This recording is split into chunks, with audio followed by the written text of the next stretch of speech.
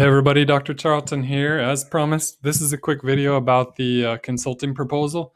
This is going to be our first deliverable for the client, and this is a very formulaic assignment. So I recommend you open up the Working with Real World Clients guide and find this close to last chapter, the final section, communication, and within that there's a chapter or a subsection for consulting proposal. So you're going to just basically follow along very closely with I have an example proposal right here, and I'm just going to take you through this example and so that you can kind of see how it works. All right, so this is a formal business letter, which is basically what you're going to address to the client. There's different ways you could format this. You could even do a fancy letterhead if you want to. But so that's up to you. But first of all, you're going to give them a quick introduction to this letter, and then you go ahead and start into the main components of it. So first of all, you do a situation appraisal. The situation appraisal, this is information that you derive mainly from the initial client consultation. They kind of tell you what their situation is. So you're going to kind of be repeating that information back to them is sort of what it is. It just shows you that it shows them that you're on the same page. You get where they're coming from. You feel their pain. I would caution against trying to diagnose their problems in the situation appraisal. Often I'll see things like, so the client comes in and says they have a hard time connecting with the youth market. So it would be a mistake for you to diagnose that and say they have a hard time connecting with the youth market because their products are ugly and boring and they're for old people or whatever. And so I would not speculate in that way. Do not speculate in the situation appraisal. Just kind of like say what the situation is and try to avoid speculation that could either prove to be wrong later, making you look bad, or it could be offensive to the client. So by avoiding speculation, you're avoiding offending the client and you're avoiding looking bad. Because if they disagree with your assessment as far as why this problem is occurring, that's bad for you, right? So what you want to do is talk about some things they're doing good here. We have Gravitas Solution here, and they're a market leader. They have a reputation for producing quality products. So we're talking about the good things about them. But then we talk about the marketing problem, and it's not diagnosed. Okay. So I don't say why they're having bad PR, why they're having poorly received product launches. I don't blame the management. I don't say it's because the company's been terribly mismanaged. I don't say it's because the product category is old and stuffy and boring. I'm not diagnosing here. So just avoid that diagnosing altogether. And then we move on to the objectives. Objectives. This is your overall goal for this company. Ideally, it's a goal that is well defined and measurable, and doesn't relate directly to your solution that you're going to propose. So the objectives, again, this is just sort of helping the client see that you're on their same page. You're not introducing your earth-shattering ideas until the method section. So objectives are high-level goals. So, for example, you might want to help them improve their brand image. You might want to help them get more awareness.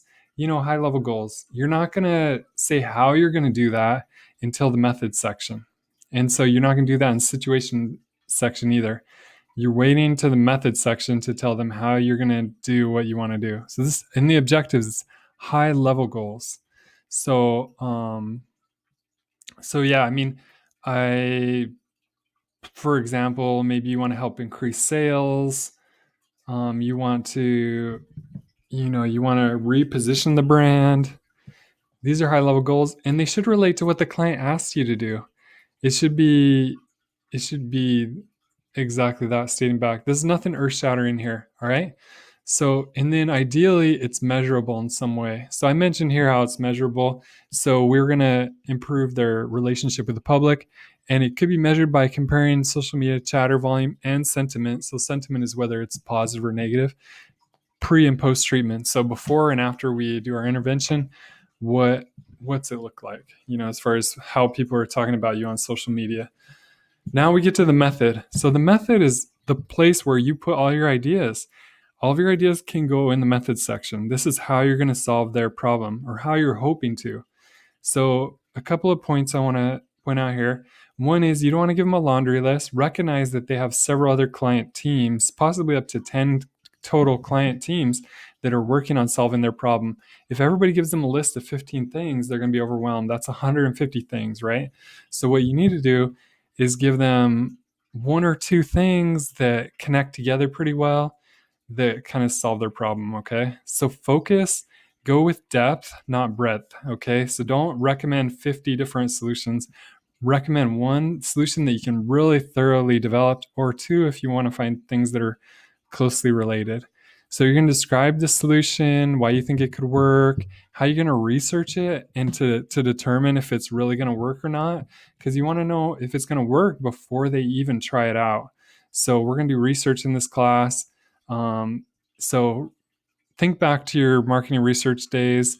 Think about how you could research your idea. We're going to go into that a lot more in depth in the class, but just try to, it's just preliminary, right?